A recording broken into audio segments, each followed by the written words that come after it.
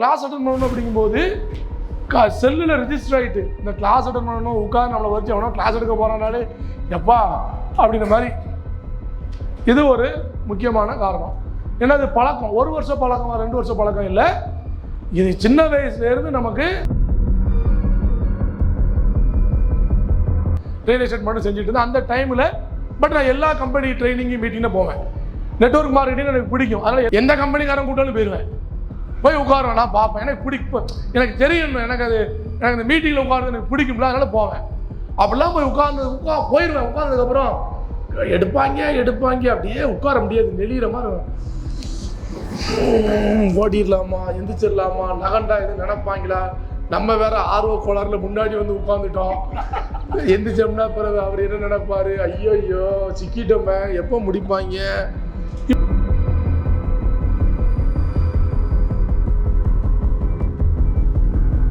நிற்க முடியல, இவர் கூப்பிடுற ஆளுங்களும் சரி அவன் பேசுற விதமும் சரி அப்படியே கல்லில் கொத்து புரோட்டா போட்டு கொத்துற மாதிரி பேசுறானுங்க. இருந்துச்சு. ஒரு முறை சகந்தலா ஹோட்டலில் ஒரு எக்ஸிபிஷன் போட்டிருந்தா நான் அங்கே போயிட்டேன். அந்த எக்ஸிபிஷனுக்கு பக்கத்தில் ஒரு மீட்டிங் ஹால் இருக்குது. அங்கே மீட்டிங் ஹாலில் அங்கே ஒரு ஆளை பற்றி பேசுகிறாங்க. நம்ம தலைவர் யாருன்னா நேற்றுக்குன்னா நமக்கு பிரியாணி போடுறதுக்கு அவர் தான் தலைப்பாக கட்டிட்டு மார்க்கெட்டில் இறங்கி காய்கறி வாங்கிட்டு இருந்துப்பீங்க. அப்போ ஏற்பட்ட தலைவர் வாங்க பராக் அவர் வந்து ஏதோ அவர் பாட்டு காத்துறாரு. ஆளுங்களுக்கும் கோர்ட்டுக்கும் பேசுறதுக்கும் விஷயத்துக்கும் எதுக்குமே சம்பந்தம் இல்லை. எனக்கு நான் நினைச்சேன் நான் வந்து நின்றது தப்பு தான். நம்ம கூப்பிடும் போது என்ன சேர்க்கும் போது என்ன சொல்றேன், நல்லா இருப்ப சேர்ந்துருங்க, எப்படியாவது சேர்ந்துரு, தெய்வமே சேர்ந்துரு, நீ சேரட்டா எனக்கு யார் சேர போறான், உன்னை விட்டு எனக்கு நாதியே இல்லை, நானே உன்னைதான் சுத்தி வரேன், உன்னை வச்சுதான் நான் பெரிய பிளானே பண்ணியிருக்கேன் அப்படி சொல்லி சேர்க்கும்போது அப்ப அவங்க தெனாவட்ட தான் இருப்பாங்க.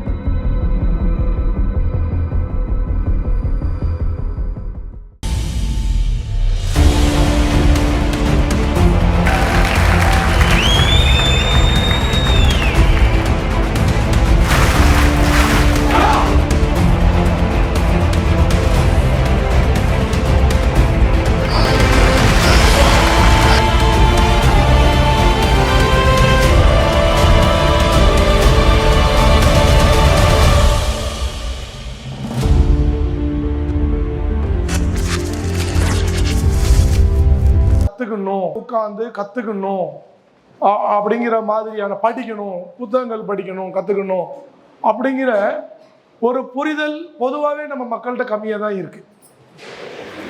இன்னும் சொல்ல போனா நம்ம ஹேபிட்ல அது கிடையாது. கத்துக்கிறது அப்படின்னாலே நமக்கு ஸ்கூல் தான் ஞாபகம். ட்ரைனிங் ஒரு உட்காரணும், கிளாஸ் மாதிரி உட்காரணும்னாலே நம்ம மக்களுக்கு ஏன் பிடிக்க மாட்டேங்குதுன்னா நம்ம யாருமே ஸ்கூலுக்கு விரும்பி போகல. கத்துக்கிறதுக்கு கிளாஸ் அட்டன் பண்ண போனோமே விரும்பியா போனோம் இல்லை.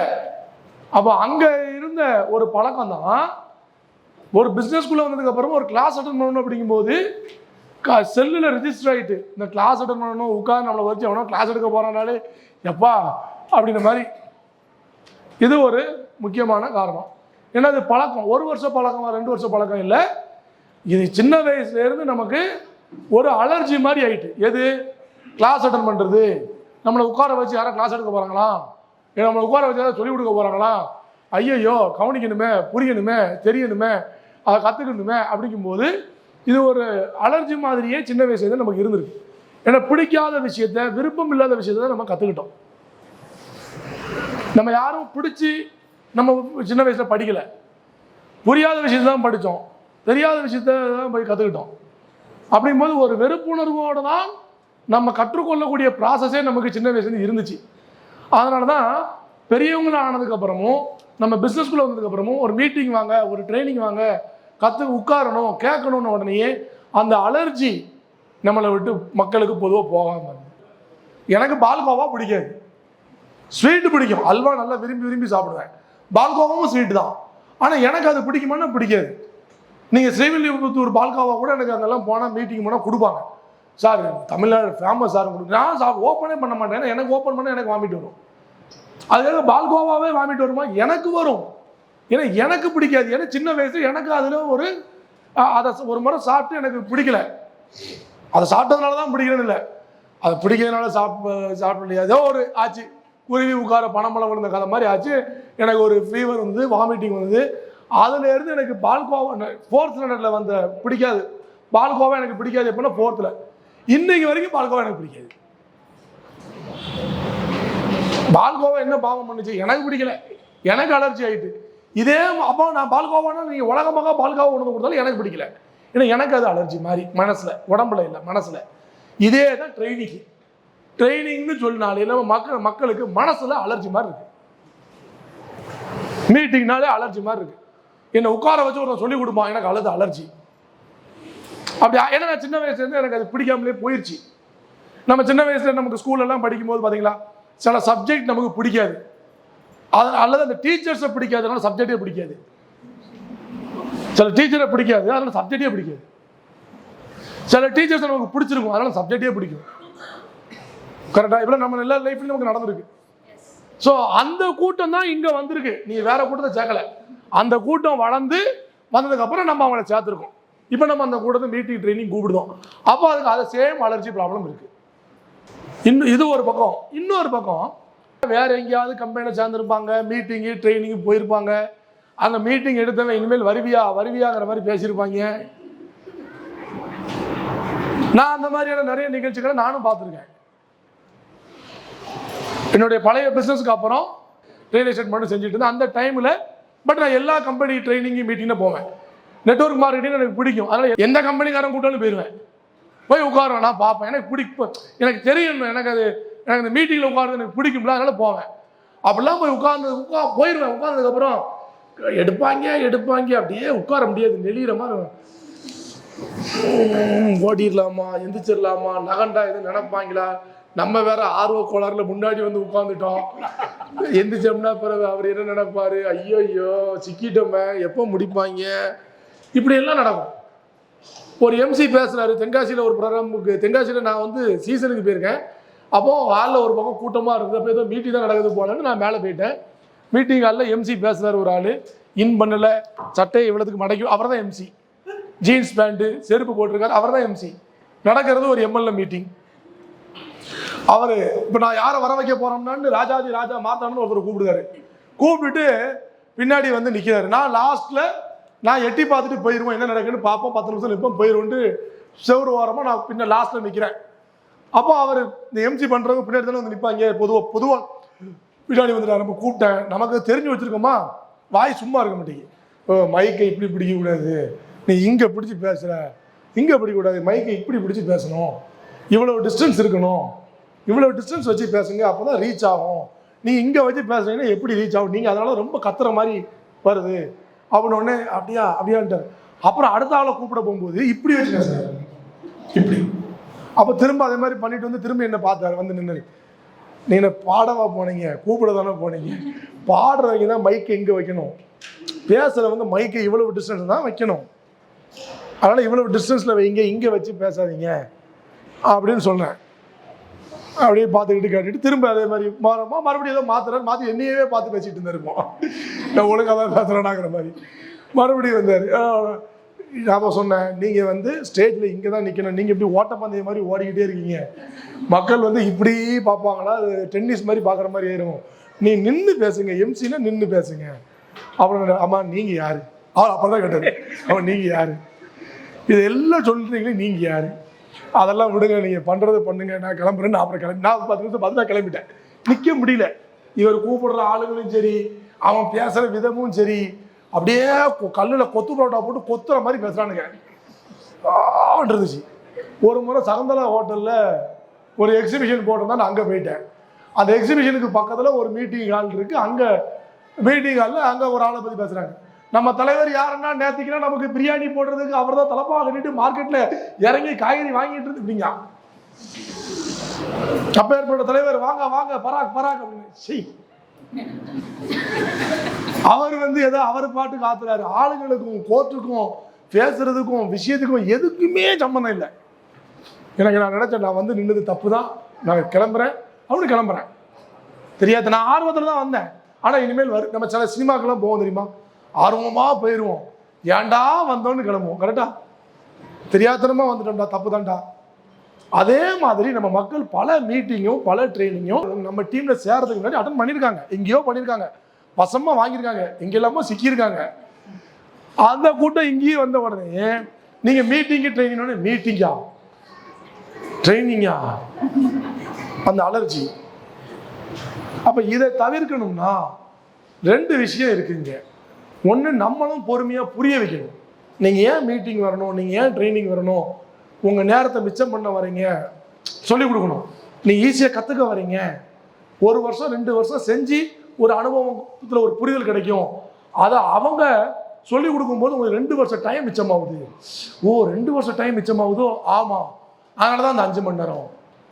2 வருஷம் நீங்க எவ்வளவு அலைஞ்சிருப்பீங்க, பெட்ரோல் எவ்வளவு போட்டிருப்பீங்க, இந்த 250 ரூபாயில அத்தனை 1000 ரூபாய் பெட்ரோல் பில் மிச்சம்.